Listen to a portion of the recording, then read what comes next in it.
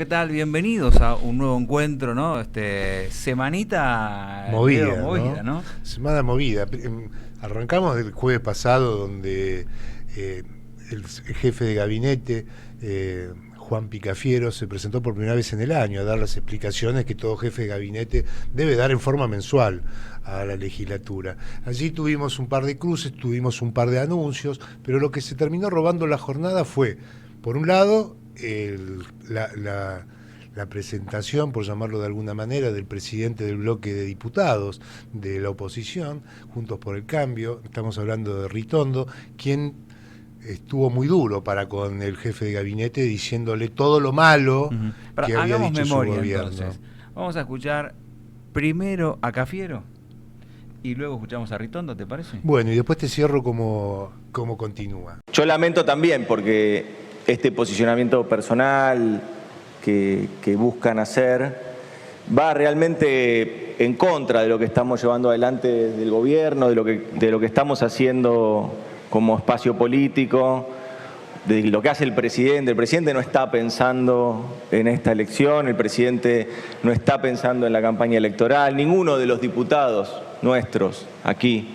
del bloque está pensando en 2, 3, 5, cómo hace para ganar esos diputados o esas bancas que evidentemente tanto los desvelan. También estamos renegociando en este tiempo, renegociando las deudas, el endeudamiento histórico que nos dejaron. También estamos encarando la reestructuración de la deuda con el Fondo Monetario Internacional.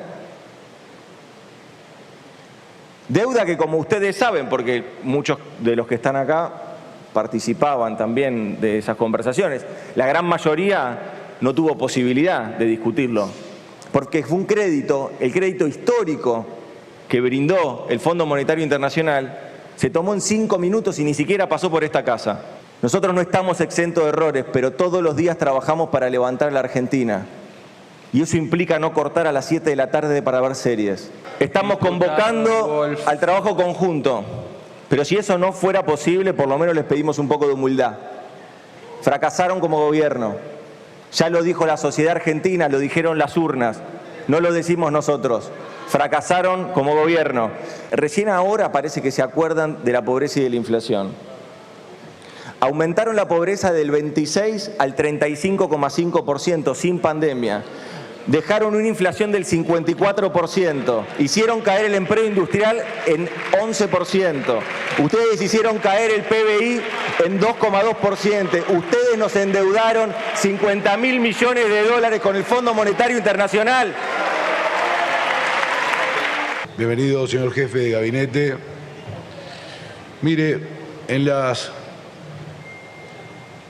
últimas intervenciones suyas en el informe del día de hoy, parece que hay palabras que le han desaparecido del diccionario. Y una de ellas es la responsabilidad.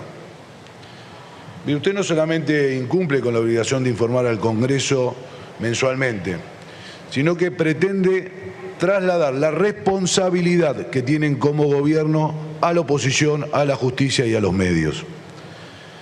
Nosotros como oposición hemos sido y somos constructivos.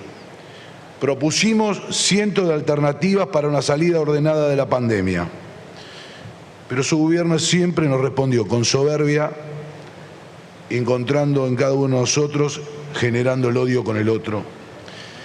Mire, usted, ministro, representa un gobierno que prometió heladeras llenas y la canasta básica aumentó el 50%. Nadie nos explica, y tal vez es la pregunta más redundante, ¿qué piensan hacer para sanear esta economía?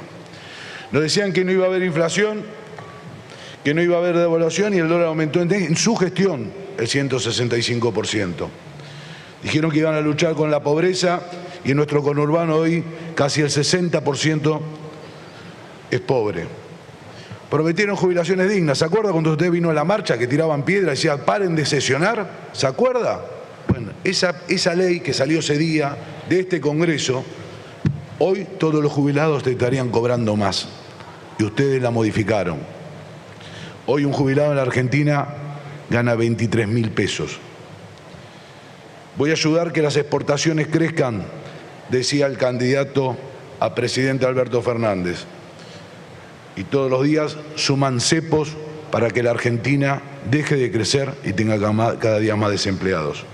Mire, con las restricciones, las mismas que están utilizando ahora para las exportaciones de la carne entre el 2009 y el 2015, destruyeron de la industria frigorífica 15.000 puestos de trabajo y más de 2.500 millones de dólares por año.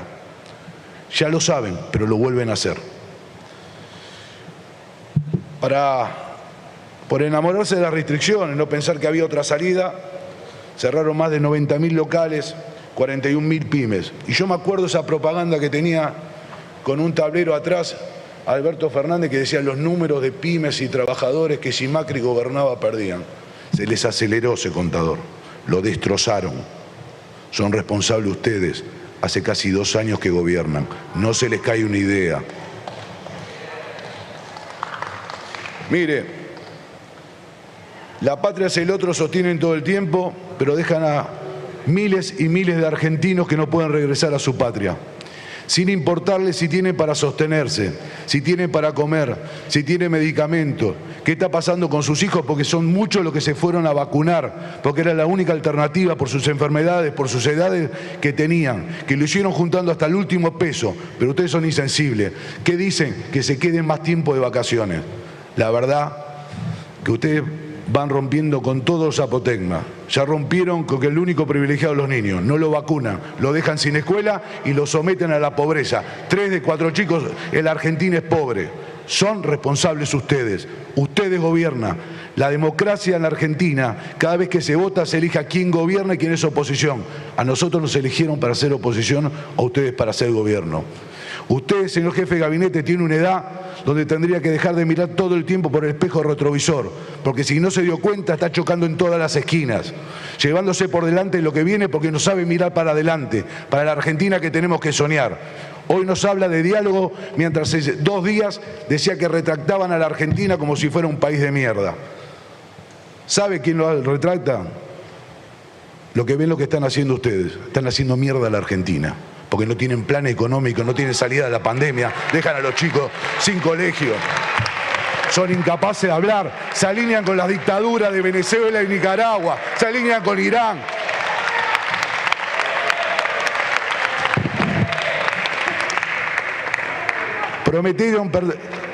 Prometieron potenciar al Mercosur, lo destruyen, hasta cortaron la transmisión hace un rato, somos un papelón. Nos peleamos con todos los países hermanos, con los países que tenemos tradición. Yo no sé cuántos años hace que un presidente argentino no va a la asunción de un presidente uruguayo. Fue una tradición de la democracia. Pero nosotros, como no nos gusta el presidente uruguayo, porque piensa distinto, también usamos ese macartismo también para el Mercosur. Nos molesta todo lo que sea democrático. Nos molesta todo lo que sea consenso. Generamos el odio en el otro. Los que odian a los argentinos son los que le hacen mal a los argentinos. Esos son los que odian a los argentinos. Los que no dan salida, los que no piensan en los jóvenes. Si hay jóvenes que piensan en el Seiza es porque ustedes son incapaces de resolverle cómo pensar en la Argentina. Piensen en eso. Piensen en cada joven que hoy tiene 14, 15, 16, 17 años que está esperando tener los 18 para tener una mirada afuera. Y esa no es la Argentina que le marca, es la Argentina que ustedes gobiernan. La que están despedazando, la que están dejando a los argentinos sin ilusión, sin esperanza, porque le mienten todo el tiempo. Le mintieron cuando dijeron que preferían un 10% más de pobres que 100.000 muertos. Lograron mucho más de las 2 cosas. Son desastrosos gobernando. Diputado, vaya preguntando. Mire, presidente, ojalá que con lo que empezó usted sea una nueva etapa. Que en serio crean en el diálogo. ¿Sabe qué creen en el diálogo? Es llamar y escuchar al otro, no escucharse uno solo. Es no agredir, es entender la responsabilidad que significa gobernar. ¿Sí? Entonces yo le pido que ojalá empiece esa etapa, que la venimos reclamando. Pero mientras tanto, nosotros somos oposición, le vamos a marcar los errores, vamos a controlarlo, vamos a venir y sentarnos en nuestra banca para decir nuestras verdades, porque es el único lugar que tenemos para ser escuchados. Muchas gracias, presidente. el acto final quedó, como suele suceder en estos casos, para el presidente del bloque del oficialismo. Allí Máximo Kirchner repartió a diestra y siniestra, para adentro y para afuera, incluso hasta para la vicepresidenta Cristina Fernández de Kirchner. Bueno, creo que como país atravesamos un gran duelo, un enorme duelo, producto de una pandemia global. Y es un duelo en dos dimensiones. La dimensión de quienes perdieron definitivamente la vida, de los que han perdido familiares, amigos, amigas, gente conocida, compañeros y compañeras de militancia,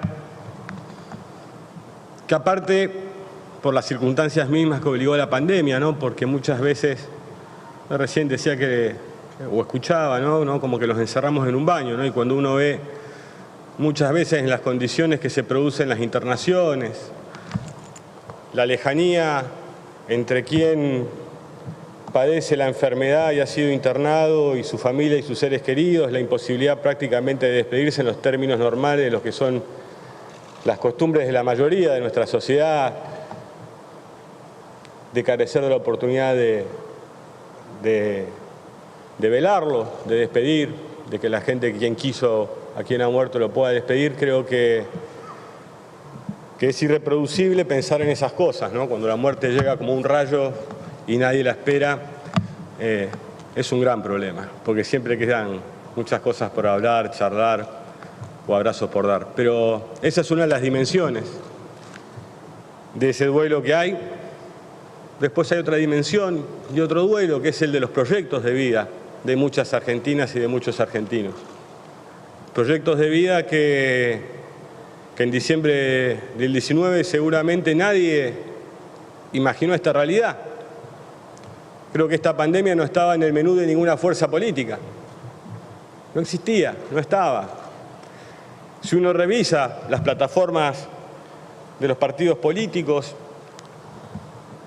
nadie decía en su plataforma cómo enfrentar una pandemia. Es más, no muchos candidatos aparte hablaban de la salud. Uno de los pocos que hablaba de esto, por ejemplo, era el presidente Alberto Fernández, cuando, por ejemplo, dijo en campaña que iba a hacer todo el esfuerzo posible para que nuestras jubiladas y jubilados tuvieran medicamentos gratis. Y allí fuimos para tratar de cumplir con la palabra empeñada, no sin mucho esfuerzo. Sabemos cuál era el estado de la economía, y más con una pandemia que ya se avecinaba, porque veíamos su desarrollo en otros continentes.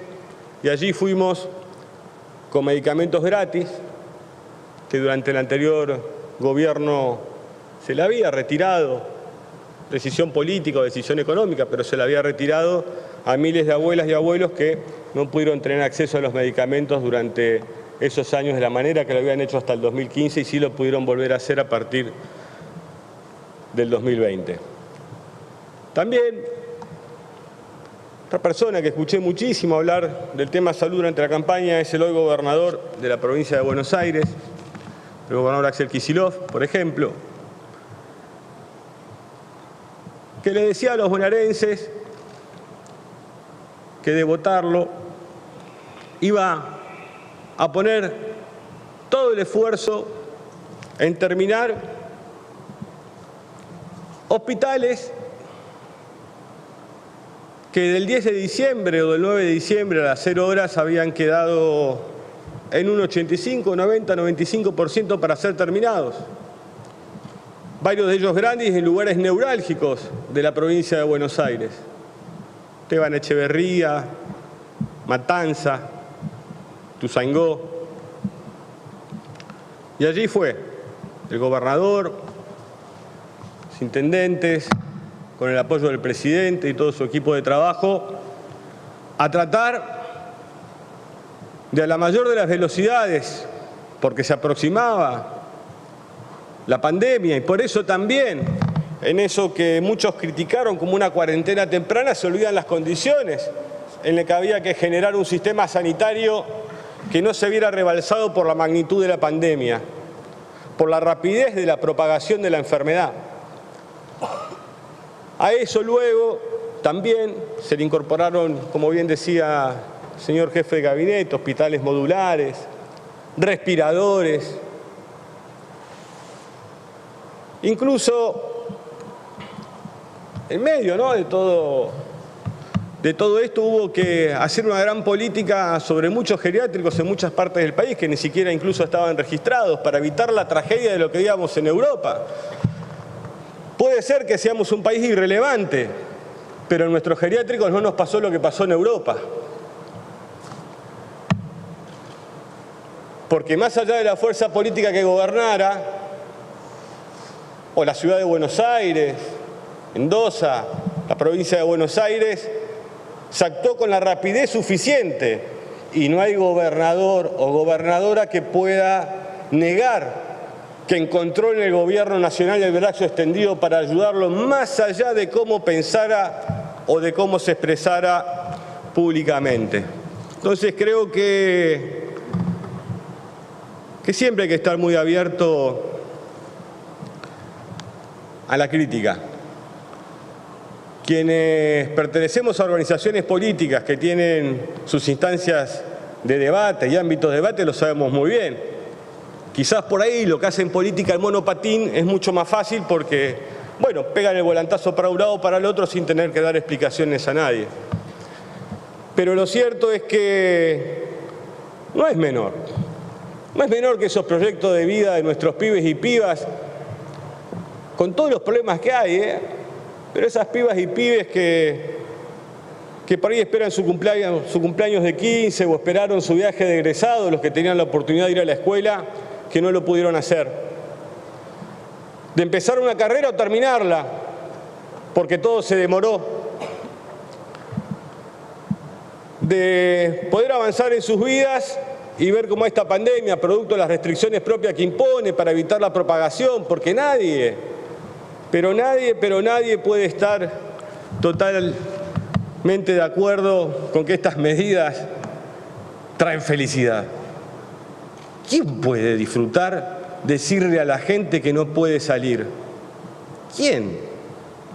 Yo creo que ninguno de los que estamos acá, que ninguna de las que estamos acá podemos disfrutar eso. Entonces creo que por ahí si dejáramos de inferir, sugerir o a veces decirlo directamente, recordemos que en un momento fue calificada de infectadura la democracia argentina.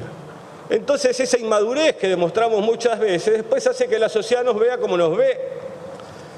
Y esas son las cosas que muchas veces debemos abordar porque, por ejemplo, yo escucho, voy a comparar la cantidad de fallecimientos que hay en nuestra patria con las Islas Malvinas.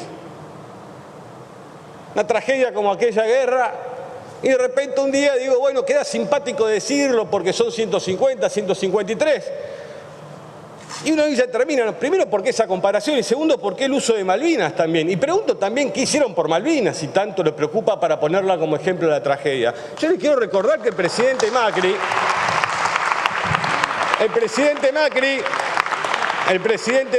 fue el primero de 1983 a la fecha, en su primer discurso de Asunción, en no nombrar las Islas Malvinas.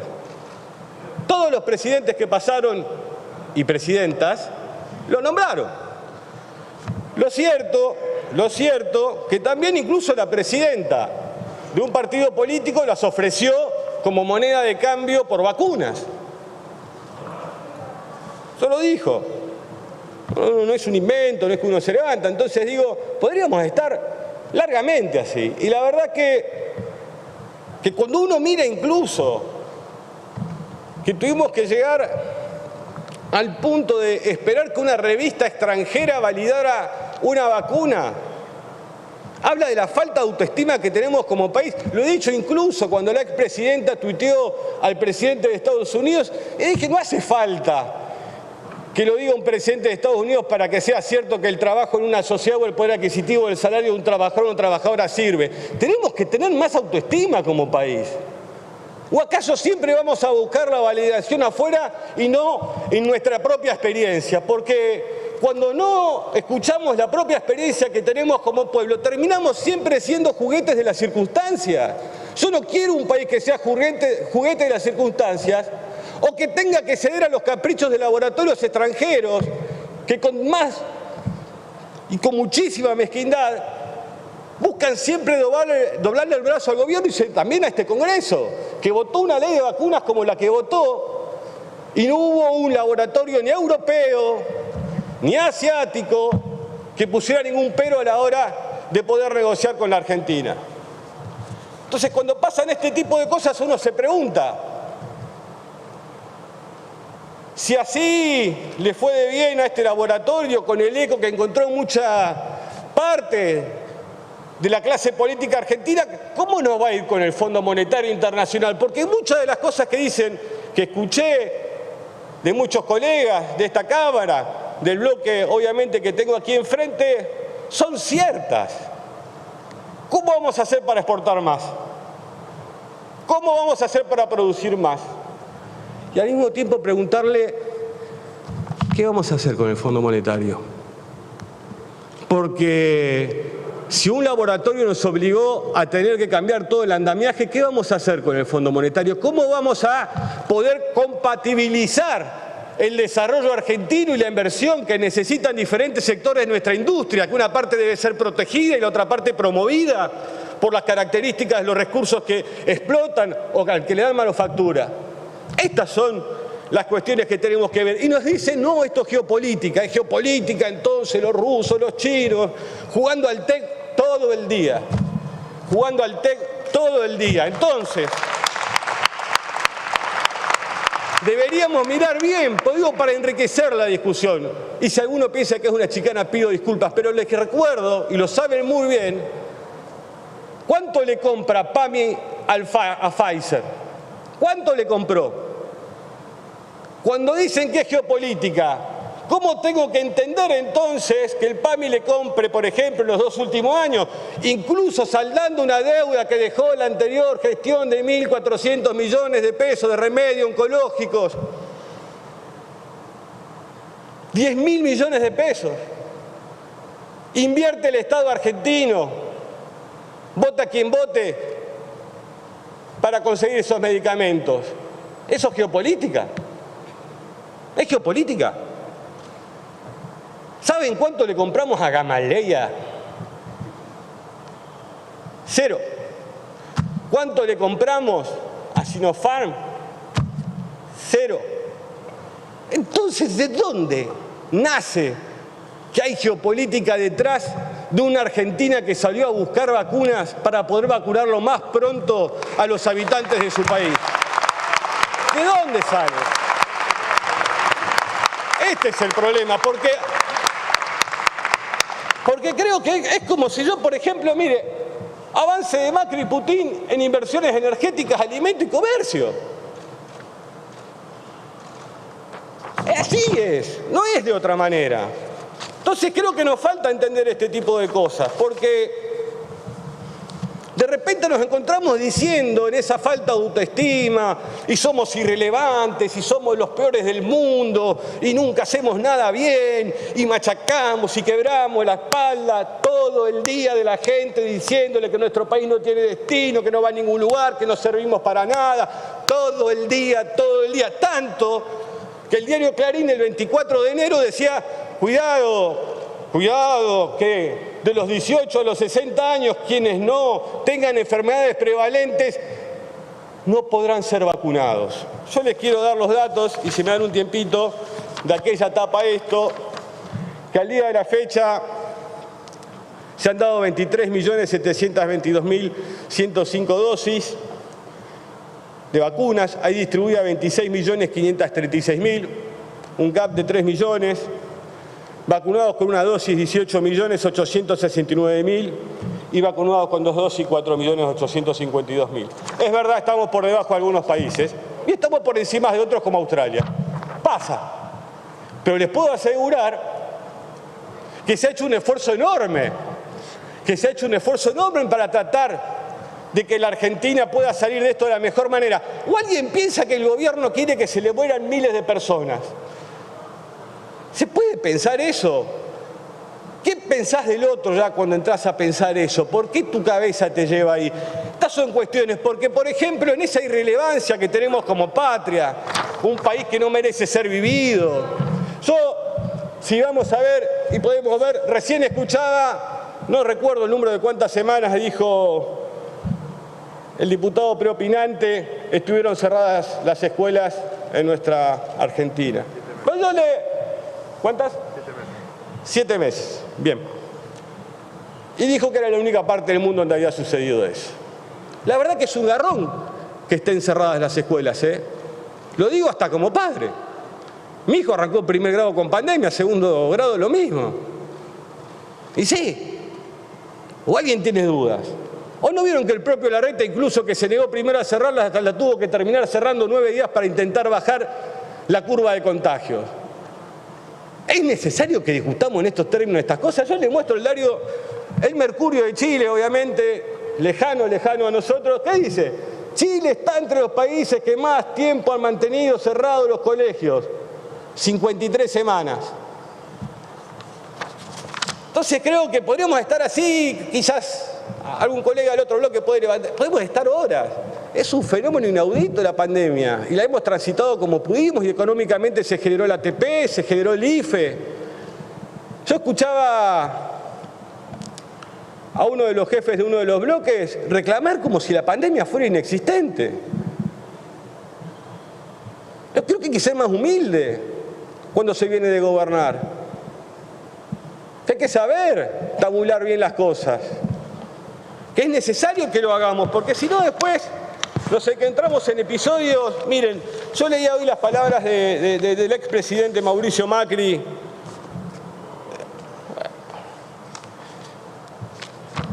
que dijo: yo la pasé muy mal cuando fui gobierno porque tenía medios dominados económicamente por el kirchnerismo y jamás hice absolutamente nada. No, bueno, algunos lo metió preso, otros diferentes tipos de denuncias, pero dice que su fracaso es, o que la pasó muy mal por medios de muy menor porte que, por ejemplo, que nos anunciaba a comienzo de la gestión de Macri que los mercados nos ofrecían a este país irrelevante 67.000 millones de dólares y es récord, ¿no? Tuvo que este gobierno renegociar en medio de una pandemia con los acreedores externos de los 67.000 millones y lograr una quita de, creo, 37.000 millones de dólares. ¿Cómo seguía, digamos, alguien que la pasaba tan mal con la prensa? Aumentó, Macri anunció un inédito acuerdo entre gremios, empresa y provincia. Y podríamos seguir, pero hay una parte que es muy interesante, que es de las más interesantes que tiene esto, que dice, para la directora del Fondo Monetario, que esto es lo que a mí me importa, la directora del Fondo Monetario, ya no el gobierno, acá lo corro al gobierno, la directora del Fondo Monetario Internacional le dice a la Argentina que la economía se recuperará en 2019 y bajará la inflación. Miren que tienen técnicos, miren que pagan técnicos, tienen para... Bueno, este fue el resultado del Fondo Monetario. Bueno, la economía venía bárbaro, según este diario, venía todo muy bien, y uno se encuentra aquí, creo que es junio del 2018, y esto es importante porque de esto quiero hablar, como respuesta a esto, ¿dónde tenemos que ponernos de acuerdo? Porque si no nos ponemos de acuerdo a la hora de negociar esta deuda, esa inversión que necesita el sector privado para tener mejor tecnología, para producir mejor, los hospitales que necesitamos, las escuelas, los jardines que no se hicieron, va a ser imposible. Se puede servir a dos señores. Entonces, este mes, dice Argentina, pide 30.000 millones de dólares al Fondo Monetario como reaseguro financiero, ¿no? Fuerte respaldo, hablando de geopolítica, ¿no? De Estados Unidos, stand-by. Argentina vuelve a ser mercado emergente y llegan los fondos del Fondo Monetario, vamos. Y un mes después, la cifra de 30.000 millones se transforma en presta 50.000. En un mes, 20.000 palos más. Nadie sabe muy bien por qué pasó en ese mes. Macri cena con Lagarde, todo muy bien, hablan de un montón de cosas, bailan, ¿y cómo termina? Lagarde admite que el FMI subestimó la situación complicada de la Argentina. La verdad que es inaudito. Y esto lo tenemos por delante, y lo tenemos aparte en medio de una elección. Tenemos esta negociación en medio de una elección que requiere la mayor madurez de todas sus fuerzas políticas porque se juega el destino de la Argentina. ¿Cuándo, cómo y va a ser para pagarla? Y fundamentalmente, ¿en qué tiempo va a ser para pagar eso? Entonces, si realmente las palabras que uno escucha acá, en particular las últimas que escuché del diputado propinante, es ayudar, ¿cuál es la idea? Más allá de pensar que ahora le tengo que hablar a un discurso y no parecer agresivo, pero cuando voy a la tele te digo cualquier cosa, cuando vengo acá, entonces este día, salgamos de eso, salgamos de los focus group, nos llevan al precipicio. Hay que ponerse de acuerdo en lo que se quiere hacer, o cómo se endeudaron las provincias argentinas en más de 10.500 millones de dólares. Entonces me parece que más allá de las posiciones políticas legítimas, lógicas y de cómo expresamos nuestra diferencia, tenemos que decir cómo. Yo quiero preguntar, ¿les parece a ustedes que la podemos pagar en 10 años? ¿La podemos pagar en 10 años la deuda con el Fondo Monetario Internacional? Muchas gracias, señor presidente. Gracias, diputado. Bueno, un Máximo que te extraña este discurso de Máximo Kirchner. No, sinceramente no, porque, a ver, nosotros analizando lo Máximo Kirchner desde sus comienzos políticos, nos fue sorprendiendo, porque teníamos mucha data de cierta irresponsabilidad. Se hablaba de aquel que se lo pasaba jugando a la Play en la residencia de Olivos. Bueno, se construyó un personaje de eso. Exacto. No quiere decir que Máximo Kirchner sea eso. Por supuesto, por eso digo que al momento de que empezó a incursionar en política, nos fue sorprendiendo su madurez, su forma de expresarse, el diálogo que se decía que le faltaba y demostró absolutamente todo lo contrario. Sin embargo, en el discurso de ayer, que tuvo un sentido muy equilibrado y un sentido perfectamente buscado, demostró cierta inmadurez, te diría, porque dejó... no solo dejó pagando al propio presidente, se le agarró como el párrafo, la crítica hacia la vicepresidenta por sus elogios a John Biden, presidente de los Estados Unidos, sino que mostró cierta hasta irresponsabilidad, te diría, al tratar a los laboratorios Pfeiffer como que doblaban los brazos del gobierno, donde cambiaban los contratos de la legislatura. Porque el presidente hizo referencia al tema y metió otro tema, ¿no? Pidió disculpas a Bolivia, metió el tema del armamento entregado a Bolivia. Pero le contestó. Y le contestó Máximo Kirchner. En unos días, el 12 de julio, si no me equivoco, conmemoramos el Día de la Hermandad entre Bolivia y Argentina.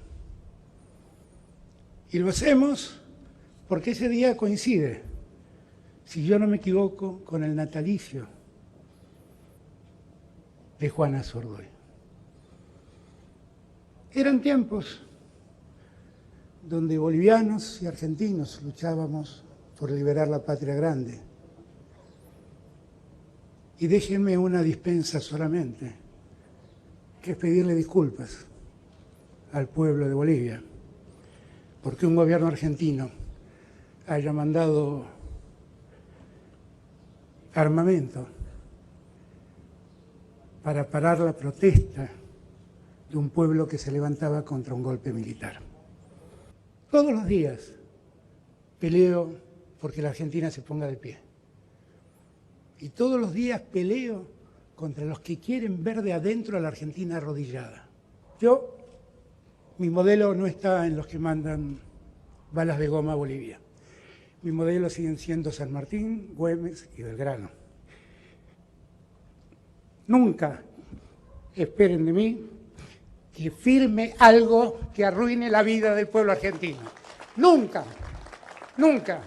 Y espero que me entiendan, porque si alguien espera que yo claudique ante los acreedores o que claudique ante un laboratorio, se equivoca. No lo voy a hacer. Antes me voy a mi casa. Que no nos confundan más. Somos un país extraordinario, que tiene un pueblo maravilloso, que se cayó y se levantó 1000 veces, muchas veces, porque los hicieron tropezar los que gobernaban, asumiendo compromisos que después el pueblo debía pagar con sacrificio. Tenemos la puerta de salida, es la vacunación. No voy a parar hasta que esté vacunado el último argentino. Bueno, como verán, ¿no? Y mete allí otro tema, que fue uno de los temas que por lo pronto ocupó gran parte de la atención de la prensa y que tiene que ver con lo que ocurrió en Bolivia, ¿no? Y ahí se desata otra polémica.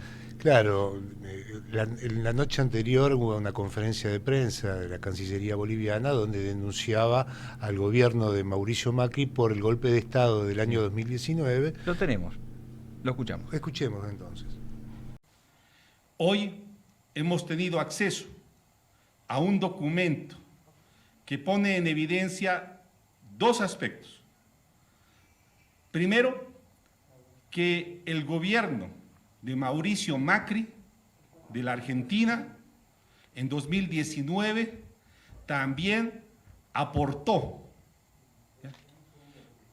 con equipamiento, con material, precisamente para que se pueda reprimir la protesta social, para poder consolidar el gobierno que rompía el orden constitucional de Yanine Áñez.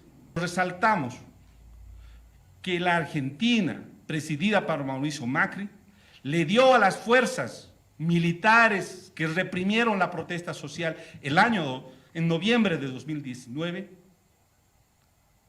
munición letal. El 13 de noviembre de 2019 se lo agradecía. El 15 de noviembre de 2019, 2 días después, se producía la masacre de Sacaba. Unos días después, el 19 de noviembre de 2019, se producía la masacre de Sencata. Y en el intermedio, la represión militar policial en diferentes escenarios de nuestro país de la protesta social ante el rompimiento del orden constitucional. Queremos señalar que vamos a pasar esta información a las autoridades que están llevando la investigación, ¿ya?, en fiscalía, en juzgados, ¿ya?, porque consideramos esta situación de extrema gravedad y absolutamente inaceptable, porque es una contribución, ha sido una contribución para que se cometan graves violaciones de derechos humanos por un lado, y por otro, que se atente contra la soberanía y dignidad nacional.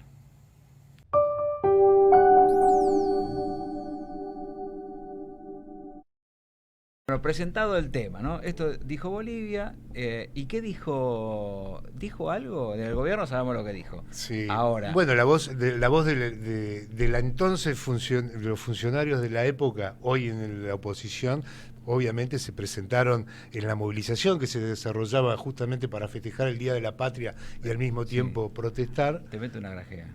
Bullrich no se pierde una, ¿eh? O sea, si estuvo va con todo. los militares, va de militar. Si va con... Acá ¿Cómo se fue estuvo? vestida de gaucha. A caballo, de sombrero y con poncho. Y bueno, y le contestó, pero a favor de las declaraciones de Patricia Bullrich, hay que decir que esto fue tan reciente que está todo registrado desde el punto de vista mediático, así que deberíamos conocer en detalle, mejor dicho, la justicia debería actuar en base a la denuncia del gobierno boliviano y ver hasta dónde se extendió el gobierno de Mauricio Macri, porque lo que planteó Patricia Bullrich en esa misma jornada fue que la Argentina había mandado un Hércules con gendarmes para rescatar argentinos que estaban refugiados adentro de la embajada que intentaba ser tomada por los manifestantes. Sí, lo que la investigación tiene que determinar son las fechas y los hechos. Exacto. Porque si bien es cierto lo que dice Patricia Bullrich, también es cierto lo que dice la gente de Bolivia, también alguna razón la existe al gobierno nacional, digo, ahora será la justicia quien debe investigar y poner en fecha, en una situación cronológica, cada uno de los hechos descriptos. Que de antemano hay que decir, hay que ser muy duros con esto, es nefasto si esto ocurrió como dicen que ocurrió. Pero también, haciendo un programa de política, no podemos dejar de definir de que hay una trastienda política detrás de todo ello, y uno no puede, no más que ver a funcionarios del gobierno de Bolivia prestándose a móviles en todos los programas de televisión de la televisión argentina, justamente, y recriminándole no solamente a Macri, sino también a Bolsonaro, al gobierno de Perú, al gobierno de Colombia, ¿no? Una suerte de... Y es extender la grieta, ¿no? Un poco la idea sería Latinoamérica agrietada, con populistas y hombres de derecha. ¿Cuál sería el sinónimo? Sí, defensores del sistema, porque se hablan de la derecha capitalista, y en eso basan, como que siguen la estructura que baja de Estados Unidos. Sería los populistas revolucionarios y la derecha capitalista, dictatorial. Sí, también golpista. Sería la derecha golpista, no sabía. Claro, porque también tengamos en cuenta, Carlos, que venimos de la semana pasada, donde hubo una serie de organismos internacionales que vienen criticando a Venezuela y a Nicaragua, para poner los últimos dos gobiernos a los que se los critica como autoritarios. Y justamente son Bolivia y Argentina los que se encargaron de no apoyar los pedidos de respeto de derechos humanos en los gobiernos de Venezuela y Nicaragua. Entonces hay claramente dos frentes, geopolíticamente hablando, al menos en nuestro hemisferio, ¿no? Bueno, estamos en Latinoamérica, ¿no? Está Latinoamérica convulsionada y agrietada, ¿no? Sí, agrietada. No nos olvidemos que el fin de semana hubo un estallido, casi un estallido social en Venezuela, donde se han encontrado armamentos y, bueno, está muy embromada la situación en toda Latinoamérica. Yo quería decir que desde el Pago Grande nos vamos al Pago Chico. Mar del Plata nos espera. Allí vamos. Ay, bueno. Momento de Zoom político. Leo, ¿vamos? Vamos, por favor. Bueno, nos vamos a Mar del Plata porque es allí donde ha tenido lugar la presentación de un nuevo espacio político. Pero claro, desde el vecinalismo local, Rosana Cavallini ha venido trabajando, y esto nos tomó un poco por sorpresa, a decir verdad, porque no estábamos en conocimiento de que estaba armando esta estructura vecinalista, entiendo, para poder participar dentro de las PASO de Cambiemos. ¿O nos equivocamos? Rosana, ¿qué tal? No, bueno, ante todo, buenas tardes, un gusto este nuevo espacio político que arman, desde ya éxitos en este tiempo tan especial que viene de la política. Y sí, la verdad que acá contenta en Mar del Plata, haciendo el lanzamiento de la agrupación vecinalista a toda costa.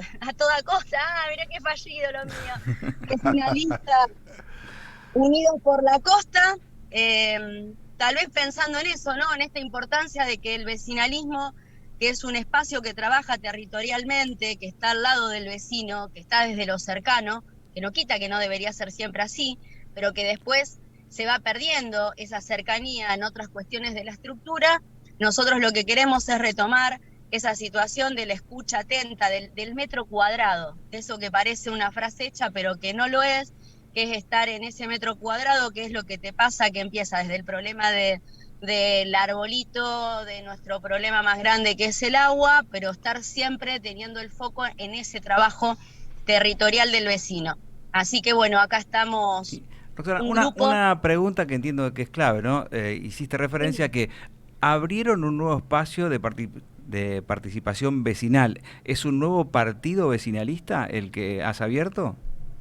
Sí, totalmente. Mirá, nosotros durante todo el año pasado, en el medio de la pandemia, cosa que también no era algo fácil para desarrollar, hicimos todo este armado como corresponde, con los avales en escribano público, y siempre hago esta referencia que haber juntado con lo que implicaba la pandemia, de a 5 por día, para hacer todos los respetos de los protocolos y poder tener los avales, luego las afiliaciones, y hoy poder decir con mucha alegría y satisfacción, porque es parte del sueño de un grupo que es un sueño mayor, que hoy tenemos una agrupación reconocida por la Junta Electoral y con todas las condiciones necesarias para, obviamente, como vos decís, participar en esta contienda electoral del 21. Así que bueno, hoy en esta situación estamos en Mar del Plata porque esto es parte de una estructura mucho más grande, y hoy junto al senador Luca Fiorini, que es quien nos ha ayudado, nos ha empujado y nos ha acompañado en esta creación de esta agrupación, estamos haciendo la presentación no solo del partido vecinalista de la costa, sino de otras localidades como Tandil, Gesell, Mar Chiquita, y bueno, nada, contentos en este camino que no se empieza porque la mayoría venimos construyendo en la política, pero que se empieza a acomodar en un sector específico que es de donde queremos seguir trabajando. Bien. O sea, que tengo que entender que es un racimo de partidos vecinalistas que se mancomunan en un vecinalismo regional. Algo así vendría a ser sobre... Sí, Yo digo, sí, perdón que te... No, digo, son partidos vecinales que tienen funciones en distintos distritos de la quinta sección electoral en este caso, y conforman un ente un poco mayor que abarque toda la sección. ¿Algo así vendría a ser? ¿O tienen un cordón umbilical único, un partido que los une a todos? Mira, tiene un cordón umbilical que es Unidos por la Provincia de Buenos Aires, como vos decís, tiene una cuestión regional, pero sobre todo tiene que ver con esto de que sea desde abajo hacia arriba, o sea, que nosotros estamos armando partidos territoriales de acuerdo a la idiosincrasia y la necesidad de cada sector, pero pudiéndonos unir en este trabajo regional y después en un trabajo más grande provincial, que lo que hace es que vos no estás en un vecinalismo perdido, sino que estás en un vecinalismo que tiene un eje conductor y un aval en esta cuestión, que necesitas también de un sostén de trabajo de grupo, que va más grande que el territorio propiamente dicho.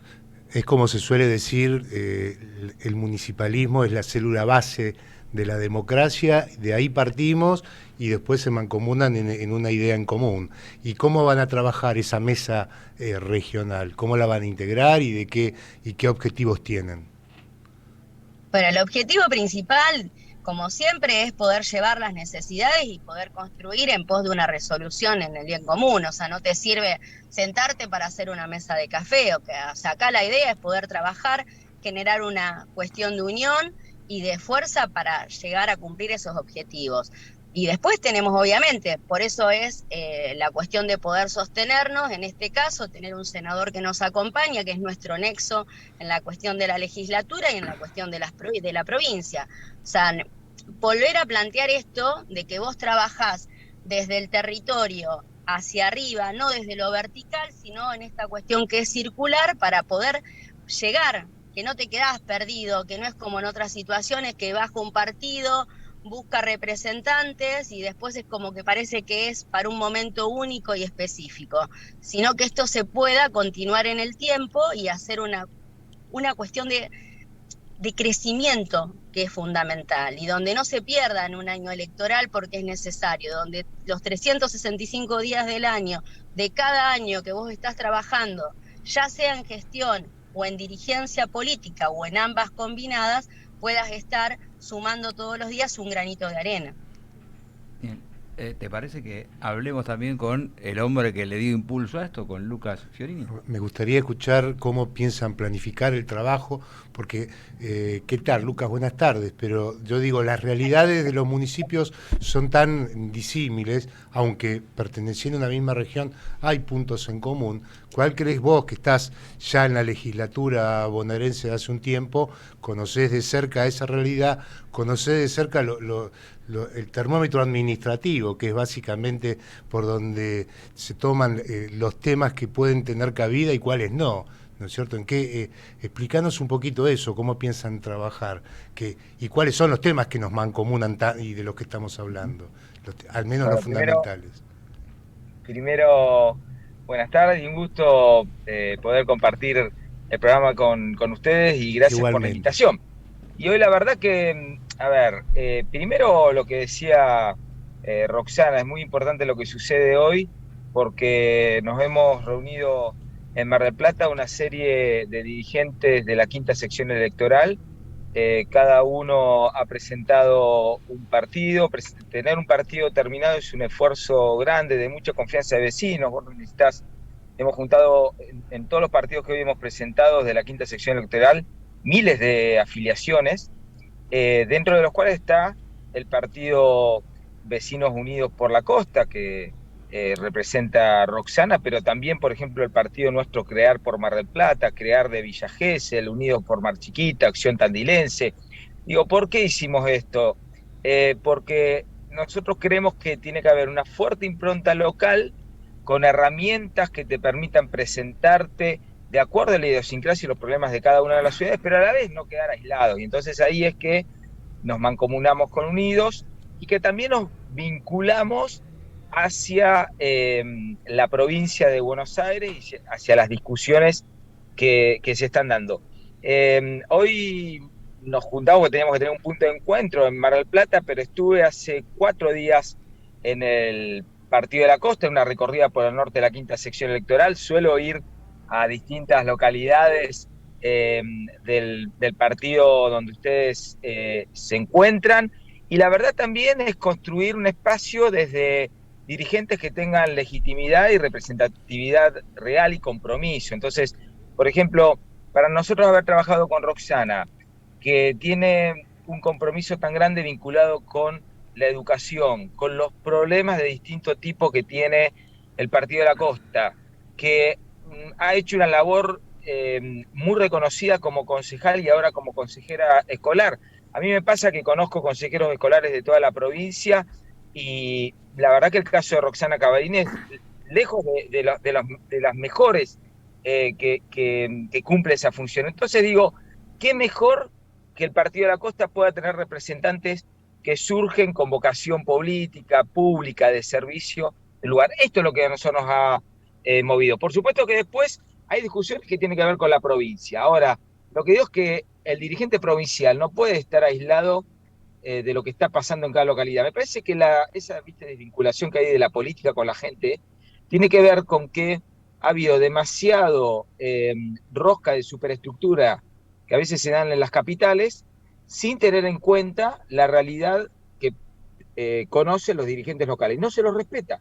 Entonces lo que nosotros decimos es, como nosotros venimos de abajo, digo que en mi caso me pasa como a Roxana, soy un dirigente de Mar del Plata que siempre me gustó la política y traté de servir con la mejor vocación posible. Vengo también de trabajar desde la docencia, desde mi estudio, desde lo privado, y bueno, finalmente después nos hemos incorporado a lo público, pero digo, quizá porque vengo de abajo, reivindico que la política tiene que estar muy cercana a los dirigentes locales. Por eso nosotros armamos partidos locales, como el que ahora ustedes tienen, la nueva incorporación al Partido de la Costa, pero no es un partido local, Unidos por la Costa, que conduce Roxana Cavallini, no es un partido que se queda en la costa. Tiene fuerza en la quinta sección electoral. Los distritos que nosotros tenemos representación son el 80% de los electores, representan el 80% de los electores de la quinta sección. Y después tenemos presencia en toda la provincia de Buenos Aires. Eso es muy importante. Senador, porque, digamos, me parece que es de abajo para arriba. Senador, y este espacio, digamos, va a ir a discutir una interna, unas PASO, dentro de Cambiemos, o va en búsqueda de identidad propia? Mirá, tiene identidad propia, en primer lugar. Eso es claro. Ahora, también es cierto que nosotros hemos podido mantener la unidad en el bloque de Juntos por el Cambio, que tenemos muy buena relación con dirigentes como Horacio Rodríguez Larreta, que creo que tiene una visión en la cual coincidimos de apertura, de superación de la grieta y de gestión, y que por lo tanto estamos coordinando todo para poder ayudar en ese espacio. Lo que pasa es que también es cierto que nosotros tenemos mucha fuerza territorial y queremos que se respete esa fuerza territorial. Con lo cual, si hay, digamos, sentido común y respeto, es natural que nosotros estemos acompañando con mucha fuerza lo que ahora se está presentando como una interna dentro de Juntos por el Cambio. Pero nosotros también queremos tener la herramienta que si no se respetan esas cuestiones, poder presentarte. Yo digo, como un espacio, cuando yo conozco el equipo que ha conformado Roxana, con vecinos de distintas localidades del Partido de la Costa, sería un desperdicio que no se pueda presentar porque hay alguna rosca de arriba que quiere imponerte a alguien que capaz que no tiene ni el camino ni la trayectoria que tiene Roxana. Entonces, por eso, como a veces en política yo creo mucho que se pueden hacer las cosas bien y actuar de mucha buena fe, pero también hay que tener herramientas y construcción propia, porque eso es lo que hace que te respeten, sobre todo a la gente que trabajamos en el territorio. ¿Qué pasa? Cuando vos estás mucho en el territorio, capaz que no estás todo el tiempo rosqueando las capitales. Cuando no estás todo el tiempo rosqueando las capitales, nunca falta el genio que dice, no, porque vos sabés que tengo una prima en el Partido de la Costa y ahí te enchufan un paquete. Entonces, para evitar este tipo de cuestiones, es muy bueno tener un partido propio. Nosotros siempre hemos sido de construcción. De hecho, uno de de las características nuestras, yo anoche hice, por ejemplo, fui parte de un Zoom donde estaba Santilli y estaba Gustavo Pose, que, vienen de sectores diferentes y, sin embargo, compartieron un espacio. Me pasó a mí con Roberto Costa, él viene más bien del radicalismo, yo más bien del peronismo, todos dentro de Juntos por el Cambio, y hemos podido trabajar bien coordinadamente. ¿Qué te quiero decir? Yo soy un tipo y el espacio nuestro de mancomunar. Ahora, también es cierto que queremos tener nuestras propias herramientas para que nos respeten. Sí. Ahora, yo, si me permitís, una pregunta en base que se desprende de lo que vos decís.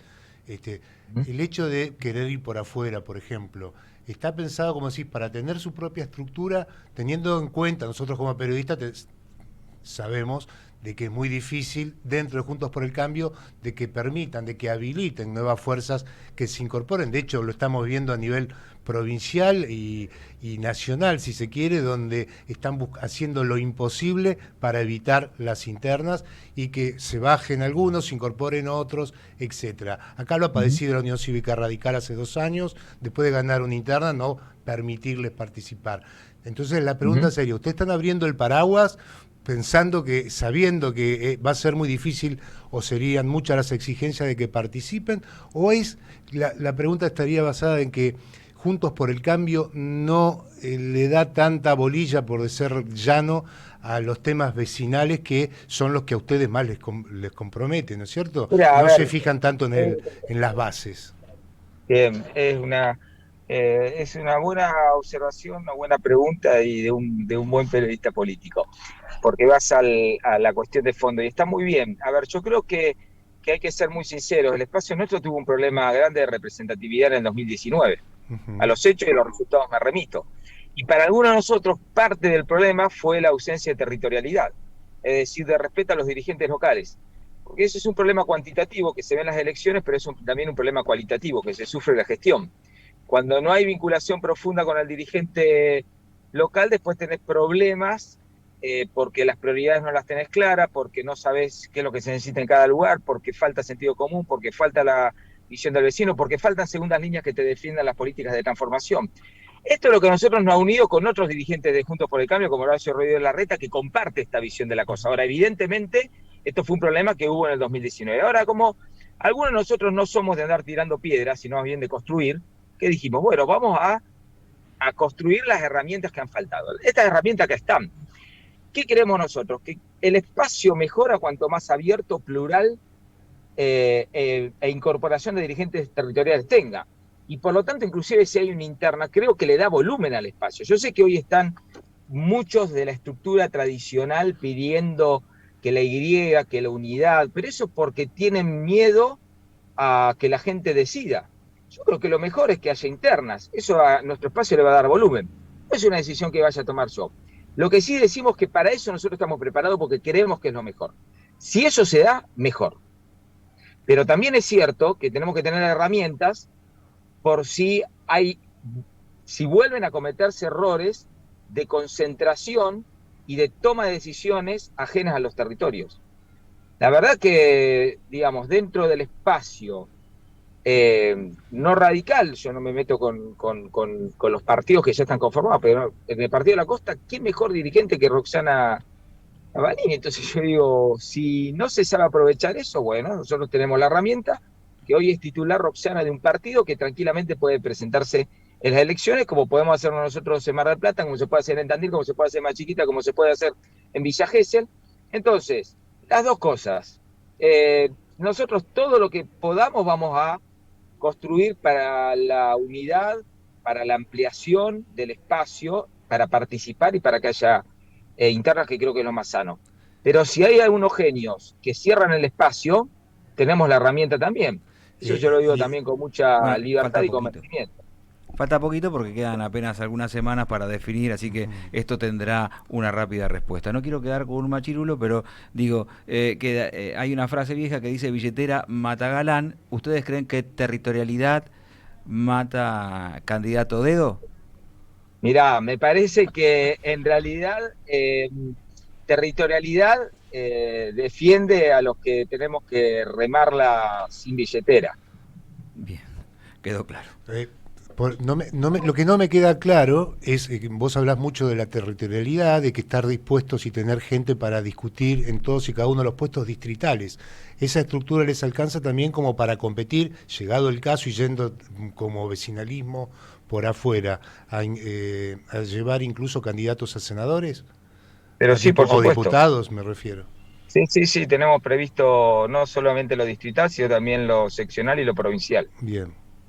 Bueno, muchas gracias a ambos. Porque nuestra construcción es local, pero también es una construcción que es de poder y por lo tanto es fuerte, porque nosotros queremos las transformaciones.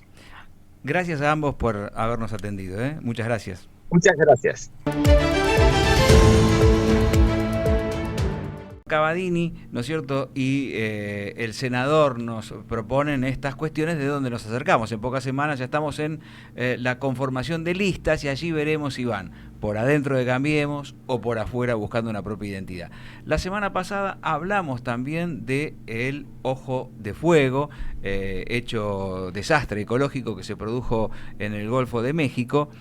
Anduvo muy bien, Leo, ¿no? En las redes sociales, sobre todo. Se habló mucho, porque las imágenes eran impresionantes, ¿no es cierto? La gente no podía entender cómo en el medio del océano se provocaba semejante incendio de tal magnitud. Y nosotros habíamos comentado, justamente en la semana pasada, de que este daño ecológico se estaba dando en un momento donde la Argentina estaba a punto de licitar el mismo sistema de extracción de petróleo justamente frente a las costas de Mar del Plata, de donde acabamos de llegar. Bueno, esto ya tuvo sus consecuencias. No sé si fue justamente el ojo del fuego lo que lo ocasionó. Lo cierto es que el Ministerio de Medio Ambiente ha suspendido por el momento la licitación de esta expedición que se estaba desarrollando, lo cual ocasionó el enojo del grupo inversor de que pensaba licitar en este lugar y ahora está amenazando con que se quiere ir. Esto era mucho dinero para la Argentina y esto terminó siendo un nuevo frente interno en el gobierno. Todo por este derrame de petróleo que sucedió en Nueva México y la Argentina en alerta suspendió todo lo que tenía programado por el mismo tema. Bueno, uno de los temas que nos atrapó en los últimos días tenía que ver con lo ocurrido con lo que conocemos popularmente como el ojo de fuego. Vamos a hablar con Mary Aguilar, es de Eco House, está aquí con nosotros, le damos la bienvenida. ¿Cómo estás, Mary?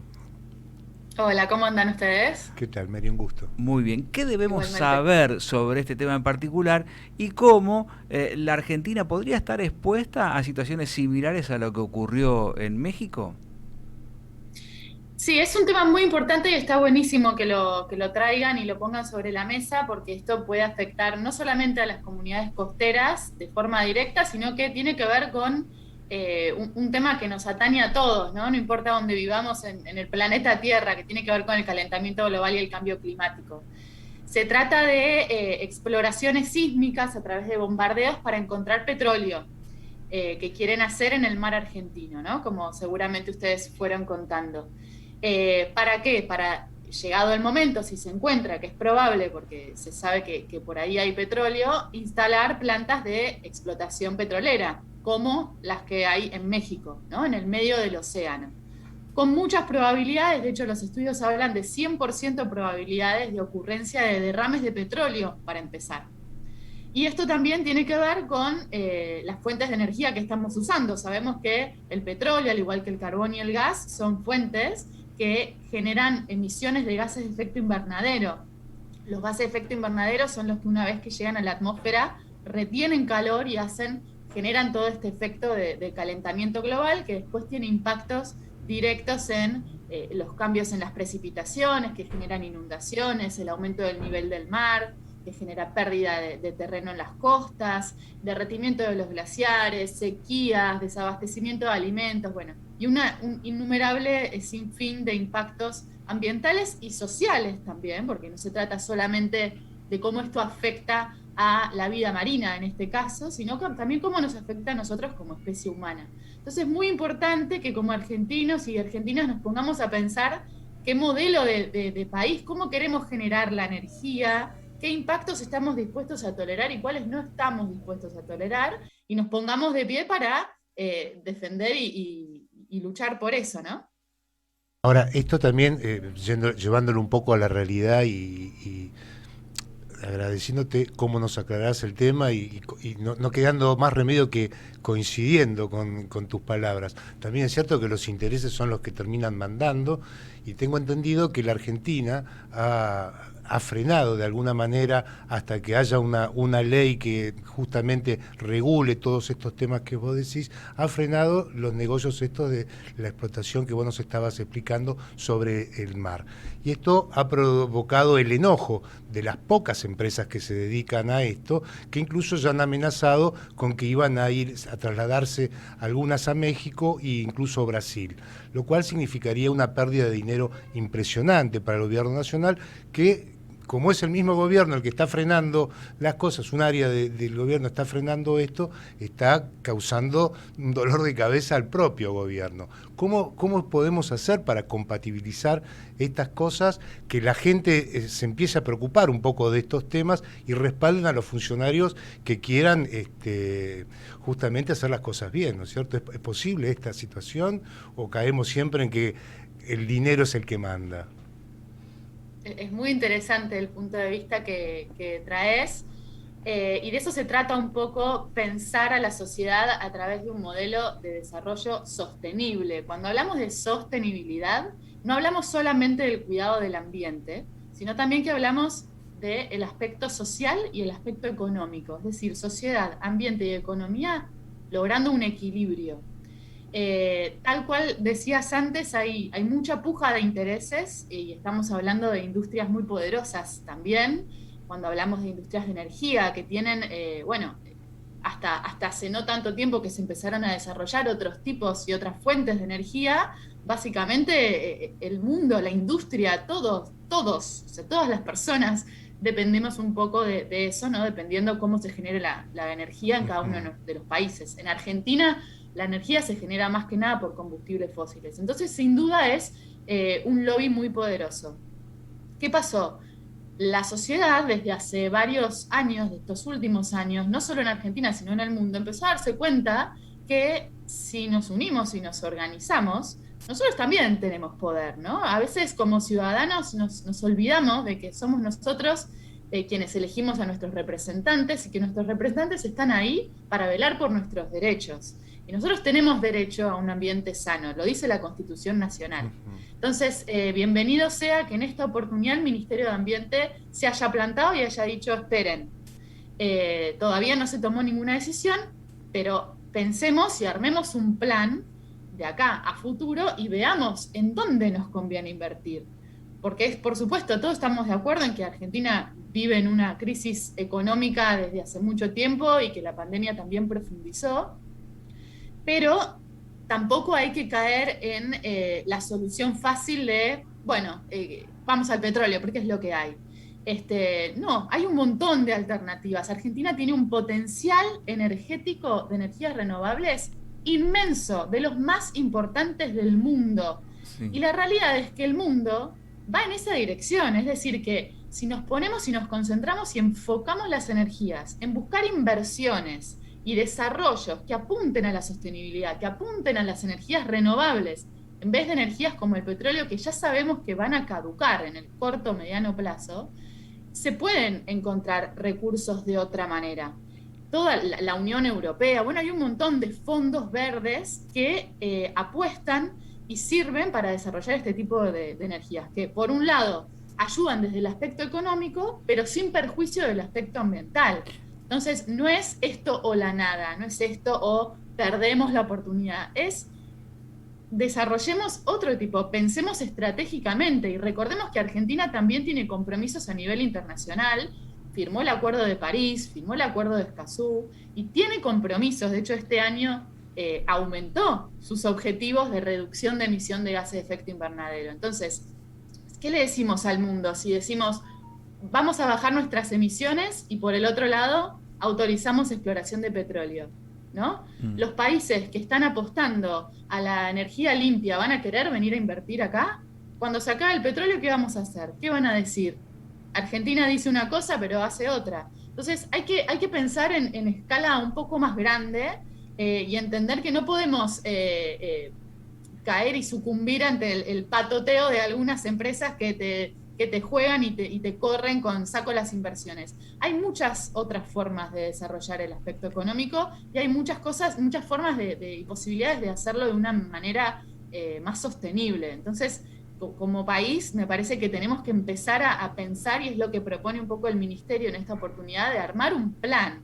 Pensemos cómo, pensemos hasta dónde vamos a seguir haciendo y generando energía con combustibles fósiles, porque también es importante decir que no se puede desaparecer. Listo, a partir de hoy ya está. Hay muchas provincias que viven de eso, nuestro sistema energético está basado en eso, entonces no se puede cortar de un día para el otro en seco. Pero sí es importante planificarlo y empezar a hacer las cosas graduales con un objetivo claro, que ya nos propusimos y ya lo dijimos internacionalmente, que es carbono neutralidad, es decir, no generar emisiones de gases de efecto invernadero.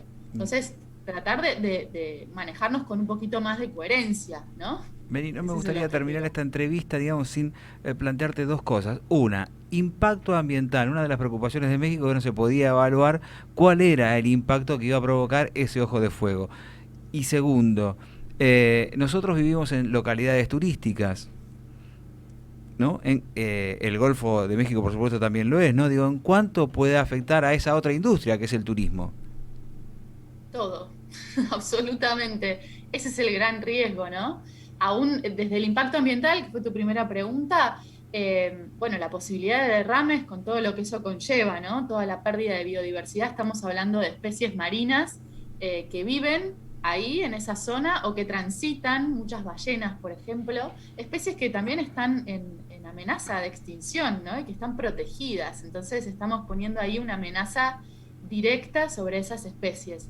Y por el otro lado también el riesgo de incendios y de contaminación del océano. El océano, hay muchas personas por ahí que no lo saben, pero el océano es una parte fundamental del ecosistema terrestre, porque hay un intercambio de oxígeno, hay un intercambio de gases, hay absorción de calor. Entonces es un ecosistema clave que tenemos que cuidar como oro, porque realmente del océano depende la vida en la Tierra, es así. Entonces, si nosotros a veces nos escindimos, ¿no? Nos vemos como, bueno, nosotros somos de la Tierra, lo que pasa en el océano queda allá, submarino, nadie lo ve, abajo de la alfombra, pero la realidad es que no es así. Tiene un impacto directo en las sociedades y en los continentes.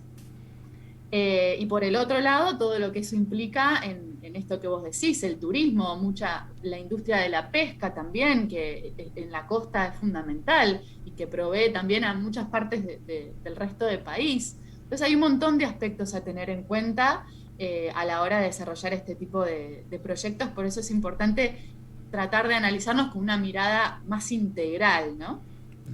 A lo mejor no creo que tengamos mucho tiempo, pero sería una buena manera de volverte a invitar, porque además de que sos muy didáctica para explicar, Hay un tema, vos recién nombrabas las especies animales en el océano, y hace poquito también una noticia de impacto ambiental se vivió en nuestro país porque en Tierra del Fuego se habían prohibido el establecimiento de salmoneras, cosa que fue muy bien recibido esto entre los distintos militantes del medio ambiente, pero también trajo bronca de intereses, ¿no es cierto?, porque había promesas de mucha inversión al respecto. Tengo entendido, y vos me lo vas a aclarar un poquito, que en el país trasandino, en Chile, es una de las principales industrias, las salmoneras, pero que eso ha causado unos daños ecológicos terribles.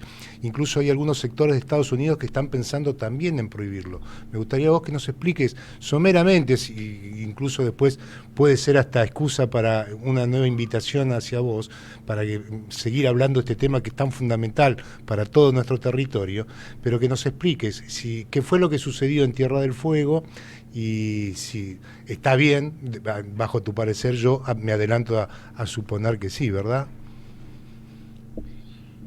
Bueno, sí, como todo proyecto tiene sus controversias, ¿no? Sus desafíos y sus dificultades. Todo proyecto, todo desarrollo, toda industria genera un impacto en el ambiente, siempre. No podemos hacer nada que no genere un impacto en el ambiente. Hacer ropa implica sacar algodón y el algodón se planta, y entonces ¿dónde lo vamos a plantar? ¿Qué estamos, no sé, va a competir con los bosques? Necesitamos más tierra, digamos, todo es importante, por eso pensarlo desde con esta mirada que hablábamos recién, ¿no? Bueno, tener en cuenta todas las aristas. Las salmoneras particularmente, ya está probado que en otros lugares del mundo, como bien contabas, en Chile y en otros lugares, en todo el mundo, hay mucha información y muchos documentales muy interesantes que si alguien está metido en este tema, recomiendo que lo miren.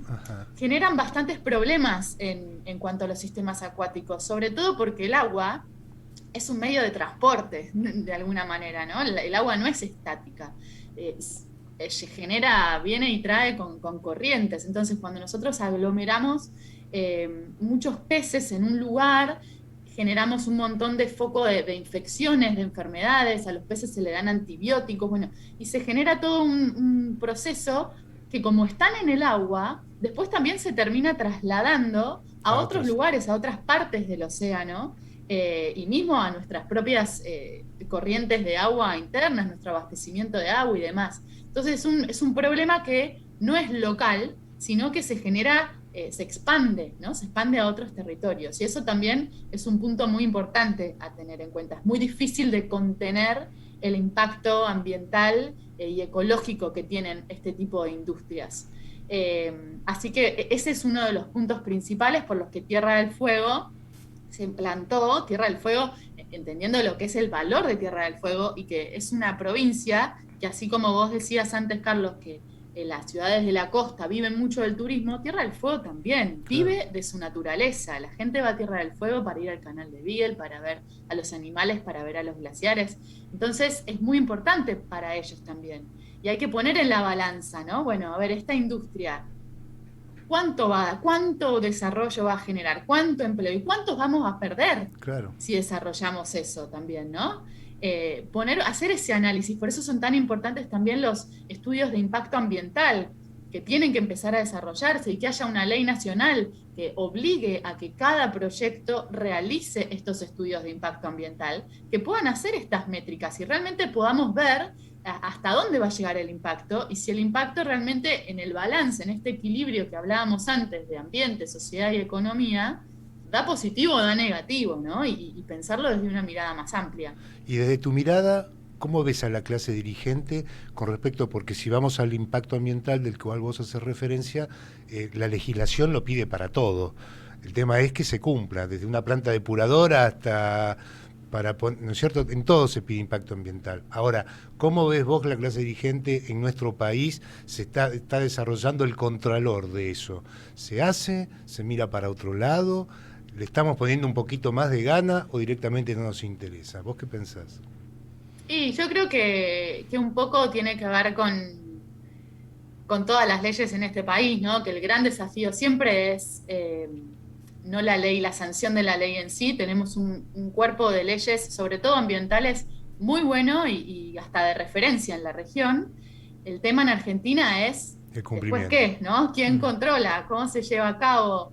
Y ahí es donde tenemos un rol fundamental los ciudadanos y ciudadanas de todo el país, porque uno donde vive, en la comunidad donde crece y se desarrolla, tiene que estar atento a estas cosas, ¿no? A los proyectos, a los emprendimientos que se quieran desarrollar y velar por esos derechos, ¿no? Hacer que se cumplan las leyes. Nosotros siempre desde Cohouse tratamos de promover muchísimo la participación ciudadana y tratar de sacar esta postura de es el gobierno el que se tiene que ocupar, que por supuesto lo es, pero nosotros también tenemos derechos y también tenemos obligaciones como ciudadanos. Entonces podemos hacer algo al respecto, podemos denunciar, podemos sumarnos a organizaciones que defiendan ciertos ecosistemas o que no, con los que nos sentamos identificados, etcétera. Entonces militar es muy, el medio muy ambiente, importante. ¿verdad? Sería eso lo que estás proponiendo, que militemos el medio ambiente, que todos militemos el medio ambiente. Sí, en mayor o menor medida, digamos, militar a veces suena como una palabra muy politizada, que está buenísimo hacerlo y es muy importante militar el ambiente y que haya políticas públicas buenas y que se cumplan, pero por el otro lado también desde la simple acción individual, como sumarte a alguna movida, ser voluntario en alguna organización, sumarte a alguna limpieza, alguna recolección, clasificar los residuos en tu casa, tener tu huerta, hacer compost, digamos, hay un montón de pequeñas acciones que podemos hacer y que contribuyen también a mejorar la sociedad y a poner nuestro granito de arena en transformarlo y en realmente construir una sociedad que sea la que queremos, ¿no? Y no esperar que lo haga otro, sino uno también ponerse en el rol de, bueno, voy a empezar yo también. Mary, me toca la antipática situación de tener que decirte gracias y hasta luego. Así que me toca hacer de malo, pero estamos como muy justo de tiempo. Yo soy el bueno. Nada. Un placer la charla y cuando quieran repetimos. Dale, un gustazo. Muchas gracias. Gracias por la invitación. Es un tema muy interesante y que entiendo que la actitud del gobierno lo pone en la agenda política, por supuesto, a este tema del cuidado del medio ambiente. Nos falta muy poco para entrar de lleno en lo que tiene que ver con las elecciones PASO en la República Argentina, ¿no? 2 semanas son las que faltan nada más para que se produzca finalmente el cierre de listas, aunque las distintas fuerzas en los grandes lugares donde más trascendencia tienen los nombres que se disputan, estaría todo acordado, arreglado, como para que haya lista de unidad en algunos lados o como para que haya interna, como es por ejemplo en la provincia de Buenos Aires, donde la jugada de Facundo Manes ha llevado a que no quede más posibilidades, más chances de que una interna. Y te digo más, va a ser una interna con 3 listas cuanto menos, porque a Facundo Manes y al Colorado Santilli hay que sumarle a Gustavo Pose, que va a participar también y ya está de gira por toda la provincia, lo cual van a ser 3 partidos, cuanto menos 3 listas dentro de Juntos por el Cambio en la provincia de Buenos Aires.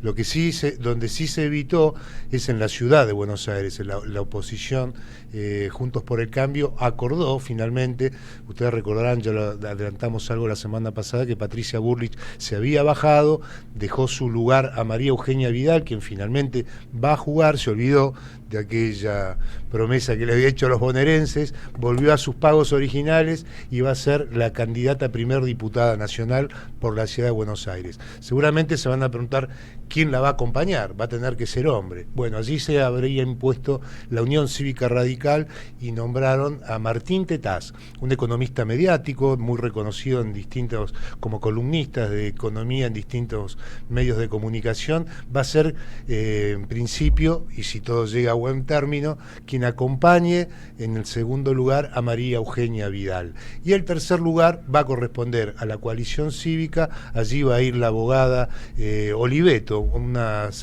miembro de...